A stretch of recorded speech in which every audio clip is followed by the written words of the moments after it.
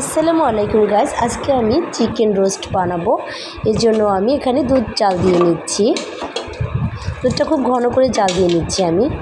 আর এখানে আমি একটি প্যান বসিয়ে দিলাম, আর চিকেনগুলো আগে থাকতেই ধুয়ে আমি ঝরিয়ে নিয়েছিলাম। এখন প্যানটি তেলটি গরম হয়ে গেলে এখানে আমি দিয়ে দিচ্ছি চিকেনগুলো। এটা এখন আমি খুব সুন্দর করে ভেজে নেব। খুব সুন্দর করে উল্টে পাল্টে ভাজতে হবে। দেখা যাচ্ছে পুড়ে গেছে, আসলে কিন্তু পুড়ে যায়নি। আমি একটু ইচ্ছে করেই বেশি করে ভেজে নিচ্ছি, কেননা ভাজাটা বেশি হলে রোস্ট খেতে মজা লাগে। এখন আমি তেল দিয়ে দিচ্ছি। তেলটা কিন্তু সেই রোস্টের তেলটা আমি দিয়ে দিয়েছি। এখানে আমি এলাচ, দারচিনি এগুলো দিয়ে দিচ্ছি। এখানে রসুন কুচিটা দিয়ে দেবো। এখন এটা খুব সুন্দর করে ভেজে নেব। এখন দিয়ে দিচ্ছি লবণ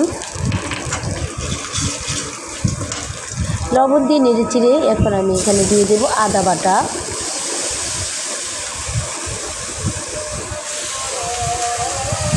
আমি কিন্তু রোস্টের জন্য পেঁয়াজ, কাঁচামরিচ পেস্ট করে নিয়েছিলাম, এখন সেটা দিয়ে দিচ্ছি। এটাকে খুব সুন্দর করে ভাজতে হবে।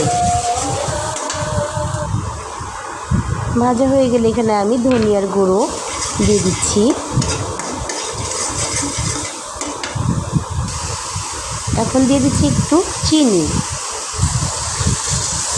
সেই জাল করে রাখা দুধটাও আমি দিয়ে দিচ্ছি। এখন এটাকে নেড়ে চেড়ে খুব সুন্দর করে নিতে হবে। এখন আমি ভেজে রাখা চিকেনগুলো দিয়ে দেব। এটাকে খুব সুন্দর করে কষিয়ে নিতে হবে। অনেকক্ষণ যাবত এটাকে আমি কষিয়ে নিয়েছি। আর পাশের চুলায় কিন্তু আমি পোলাওটাও রান্না করছি।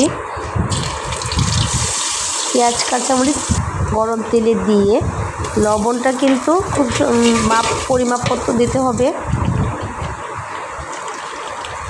আর রোস্টটি কিন্তু কষানো হলে গরম পানি অ্যাড করবেন। আমি কিন্তু গরম পানি দিয়ে দিচ্ছি। পানিটা একটু বেশি করে দিলাম, কারণ আমার বাচ্চারা আবার ঝোলটা একটু বেশি খায়। আমি কিন্তু পোলাওর ভিতরেও দুধ দিচ্ছি, দেখছেন? দেখেন পোলাওটা কত সুন্দর হয়েছে, একদম ঝরঝরে। আর আমার রোস্টটাও কত সুন্দর হয়েছে। কেমন হয়েছে?